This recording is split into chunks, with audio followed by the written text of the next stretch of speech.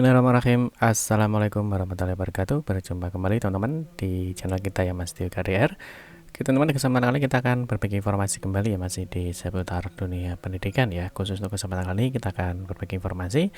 Ini selamat teman-teman ya untuk 67.000 ya tenaga honorer yang mana nanti akan bisa ya mendapatkan bantuan sebesar 3,6 juta teman-teman ya di tahun 2023 ini. Nah, semoga teman-teman dengan persiapan ya untuk menyambut Hari Guru Nasional ya. Semoga teman-teman tenaga honorer ya, semoga nanti bisa mendapatkan bantuan 3,6 juta di tahun 2023 ini. Semoga saja nanti dari 67.000 nanti termasuk Anda. Nanti kita akan bahas teman-teman ya. Mungkin nanti kita akan cek ya ada syarat dan ketentuannya seperti apa. Nah, di samping itu teman-teman ya, nanti tentunya ada siapa saja sih yang bisa dapat bantuan 3,6 juta ini ya. Mungkin nanti apakah tenaga honorer ini semuanya ataupun tidak. Terus berikutnya apa saja syarat dan ketentuannya ya, termasuk nanti syaratnya apa bisa mendapatkan dan besarannya berapa, termasuk nanti di jenjang apa saja yang bisa mendapatkan bantuan ini. Yang berikut yang terakhir, nah mungkin ada teman-teman yang belum paham ya, bagaimana sih cara pengajuan datanya, terus data itu diambil dari mana, nanti kita akan bahas di video ini. Nah, kalau kita lihat teman-teman ya, ini informasi resmi ya dari Puslapdik di .kemdikbud.go.id. Di sini memang dijelaskan ya bahwa 67.000 guru dan pendidik non-PNS ini akan menerima ya bantuan insentif tahun 2023.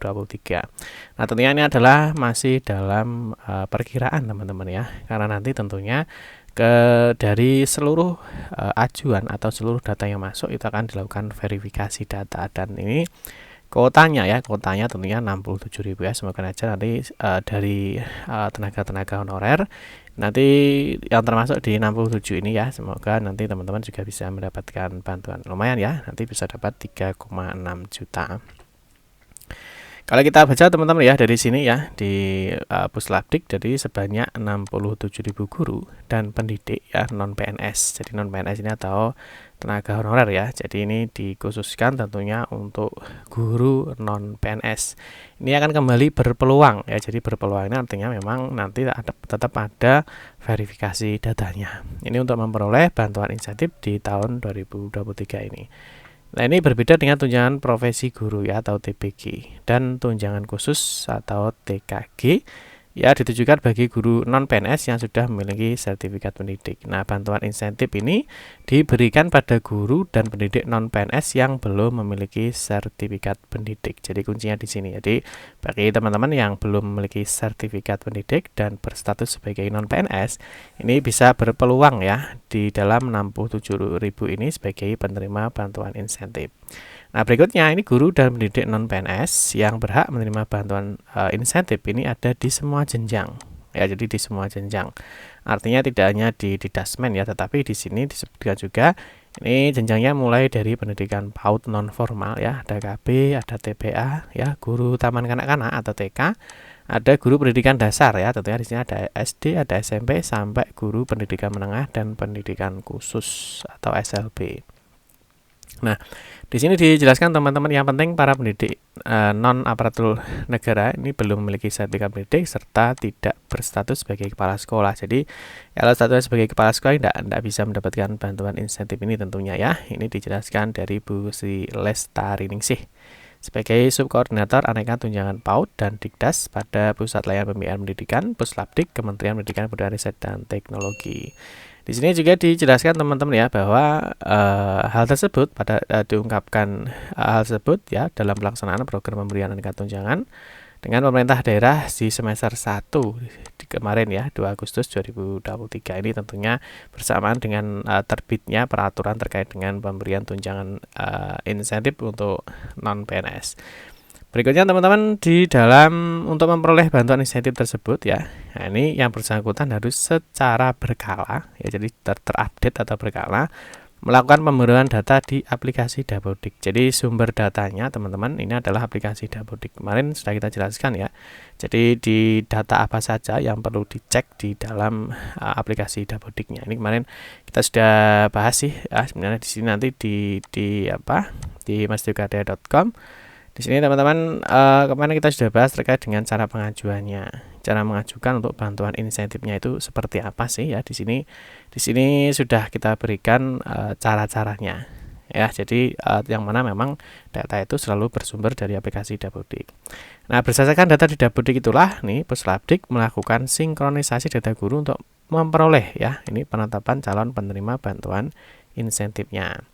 Nah, terus berikutnya untuk guru pendidikan formal seperti guru TK, guru pendidikan dasar, menengah, dan khusus, usulan penerima bantuan dilakukan oleh dinas melalui SIM Antun ya kepada Puslapdik, dan selanjutnya Puslapdik melakukan verifikasi dan validasi sebelum ditetapkan melalui SK-nya. Nah, terus yang berikutnya teman-teman di sini seperti tahun-tahun sebelumnya ya, nanti tetap ya, jadi pengusulan itu melalui dinas mengusulkan guru sebagai calon penerima bantuan insentif ini paling lambat akhir November ya. Sedangkan Puslapdik menerbitkan SK penetapan mulai Oktober sampai dengan Desember ya. Jadi tentunya di sini masih ada kesempatan ya, tentunya rekan-rekan datanya dipastikan di Dapodiknya sudah valid ya. Karena di sini di informasinya ya bahwa dinas itu bisa mengusulkan ya sebagai calon penerima bantuan insentif ini paling lambat adalah akhir November 2023, yang mana kalau kita lihat sekarang masih di tanggal berapa, 23 teman-teman ya, 23 November. Jadi mungkin ketika ada dinas yang belum menyelesaikan ya, mungkin teman-teman masih memiliki kesempatan ya, semoga saja nanti memenuhi persyaratan untuk diusulkan oleh dinas sebagai penerima tunjangan insentifnya. Nah, terus berikutnya setelah SK terbit ya, Puslapdik selanjutnya melakukan pembayaran bantuan yang dilakukan sejak Oktober sampai dengan Desember ya. Jadi tentunya ini sejak Oktober, jadi yang sudah ditetapkan ya, ya tentunya penetapannya juga berkala ya, dari 67.000 ya, diagendakan itu kan 67.000. Nah, tentunya sudah mulai dicairkan sejak Oktober sampai dengan Desember. Jadi mungkin yang belum dapat ya, semoga saja nanti bisa dapat ya, karena ini melihat batas waktunya ya, di akhir November tentunya SK penetapan sebagai penerima insentif ini masih terus berjalan ya. Nah, terus pembayaran bantuan insentif ini dilakukan sekaligus ya, sekaligus selama 1 tahun atau 12 bulan. Jadi terhitung mulai Januari. Jadi Januari sampai dengan Desember. Jadi lumayan ya. Januari sampai dengan Desember, lah tentunya ini dilakukan sekaligus atau dirapel ya, dirapel di akhir tahun. Ya lumayan ya, nanti di akhir tahun bisa mendapatkan sekitar 3,6 juta. Nah, terus ini untuk bantuan insentifnya ini dari KBTK ini didapatkan sekitar 200.000 per bulannya, sehingga nanti kalau di total sekitar 2,4 juta ya. Sedangkan untuk TK, TK, Dikdas dan Dikdasmen Diksus ini sebesar 300.000 per bulan. Nah, jadi pembayarannya untuk KB POT misalkan 200.000 kali 12 ya, lumayan ya. Nah, ini untuk TKKB dapat 2,4 juta. Nah, sedangkan untuk guru Dikdas, Dikmen dan Diksus 300.000 kali 12 lumayan. Nah, ini bisa dapat 3,6 juta ini dalam 1 tahun. Jadi dirapel dari Januari sampai dengan Desember. Terus penyaluran bantuan insentif ya, ini mengacu pada Peraturan Sekretaris Jenderal ya, ini nomor 11 ya tahun 2023 tentang juknis penyaluran bantuan insentif non ASN untuk tahun 2023. Mungkin teman-teman juga sudah tahu ya bahwa ini ya berdasarkan kalau kita lihat ini memang kemarin diterbitkan ya. Ini ada namanya terkait dengan ada peraturannya. Nah, ada peraturannya. Nah, di sini ya. Jadi peraturannya adalah tahun nomor 11 tahun 2023. Ini terkait dengan juknis untuk penyaluran bantuan insentif. Nah, kalau kita lihat teman-teman memang di sini ini ditetapkan di 18 Juli ya. Nah, sedangkan ini informasi ini dipublish di Agustus. Jadi berdasarkan dari ini ya. Terus di sini sebenarnya juga sudah dijelaskan ya siapa saja yang bisa mendapatkan bantuan insentif, termasuk juga besarannya berapa. Ini yang bisa dapat bantuan ya dari KB, TK ya, guru TK, pendidikan dasar dan seterusnya. Terus di sini juga ada syarat-syaratnya. Ya, di sini juga dijelaskan terkait dengan persyaratannya. Jadi yang memenuhi persyaratan ini ya. Jadi ini syaratnya untuk mendapatkan bantuan insentif. Ya. Terus yang berikutnya yang terakhir di sini mungkin ada penyebab tidak memperoleh bantuan insentif, itu penyebabnya apa sih? Nah, di sini dijelaskan ya bahwa 67.000 guru yang masuk nominasi ya. Jadi 67 guru yang masuk nominasi penerima bantuan insentif setelah dilakukan verifikasi dan validasi, kemungkinan akan selalu ada sebagian guru yang tidak layak menerima bantuan ya.